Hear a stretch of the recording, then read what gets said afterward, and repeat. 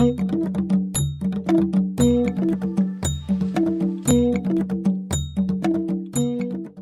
got some questions also from Facebook and Twitter handles. And we have Eric asking us, which of the pillars so far seems to be going according to plan? If you go to the infrastructure, what we call the foundations, in terms of the roads network in this country, it's greatly improved. And we have also, not only in the roads themselves, because it's important for the public to understand that institutions are so important. So we have created institutions that will outlast President Kibaki, that will outlast Mungo Kibaki or Prime Minister Raila Odinga, the Kenya National Highways Authority and all those. We have now an inbuilt capacity to build better roads and build them faster across the whole country. So then, of course, that comes along with the fact that we have built the roads. You know, we have the first expressway in this country, which is the Sika Road. We have built more trunk roads across the country, bypasses across the country. Both rural and urban roads are currently undergoing serious upgrades in Nairobi and other cities as well. We've just secured funding to begin the construction of the big bypass from Mombasa to the south coast, the Donkudu bypass. We are also very far along in terms of connecting Isiolo to Merile, to Marsabit, to Turbi, to Moyale. In fact, the Isiolo to Merile, 140 kilometers, that's complete. The other 3 sections are already underway. We've just secured funding to construct the highway from Lamu via Garissa all the way via Isiolo to Turkana at the border of South Sudan. So in terms of our roads network, we're beginning to see areas that never had any kind of roads communication now being opened up with new roads. We are seeing old roads being upgraded or expanded.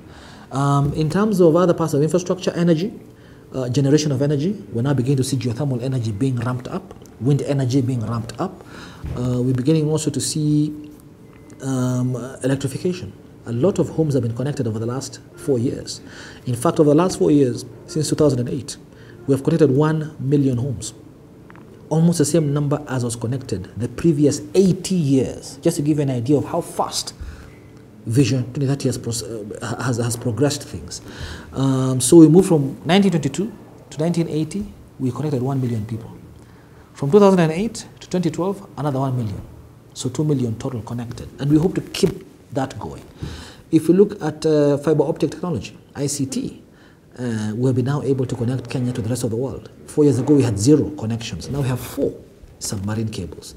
We are going by the end of next year, in fact, by June next year, to have connected, using fiber, all 47 counties. That will allow a young person, such as yourself, anywhere in the country, whether you're in Mandera, Kilifi, Namanga, wherever you are, you can actually connect to any part of the world. That means you can actually set up shop and be the back office of Oracle in California. They can give you a job to process their back office work in Kilifi. That is the importance of connectivity via fiber, which we are saying by June next year, we want every county to be connected. Of course, once you get to the counties, there's the issue of the density. You must now make sure the whole county is connected. That's another, that might be a project for a later time.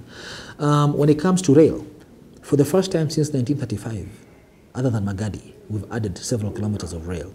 So we are now building the commuter rail for Nairobi, which will be a network via train, commuter service, to transport people around the city of Nairobi. We shall do the same for Mombasa and Kisumu. The designs are being worked on right now. We are also going to be building rail from Mombasa to Nairobi, to Malaba, to Kisumu, all the way to Kampala. A new, faster railway system than the existing one, which you call standard gauge railway line, which will allow speeds of up to 120 kilometers per hour for goods and 180 kilometers per hour for passengers.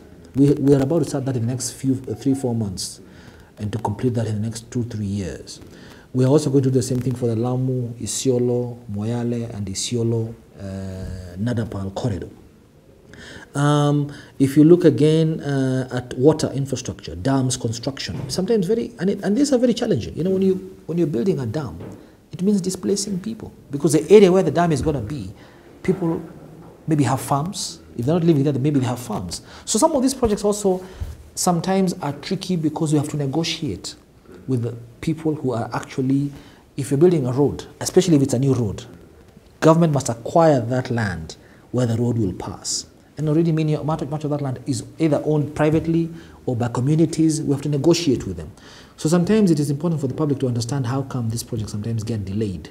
The railway, commuter rail in Nairobi, it has to go through Kibera, through Mukuru, and many of those places have been encroached so badly that if you've got a high-speed train, it's dangerous for those people. So again, negotiating for people to move away from the railway routes or the highway routes, which sometimes is complicated by bad politicians, which is why I'm hoping that the leaders who will be elected this time round at every level, from the president to the senators and governors and MPs and county assembly people in your local county, must be people who understand development, who can balance.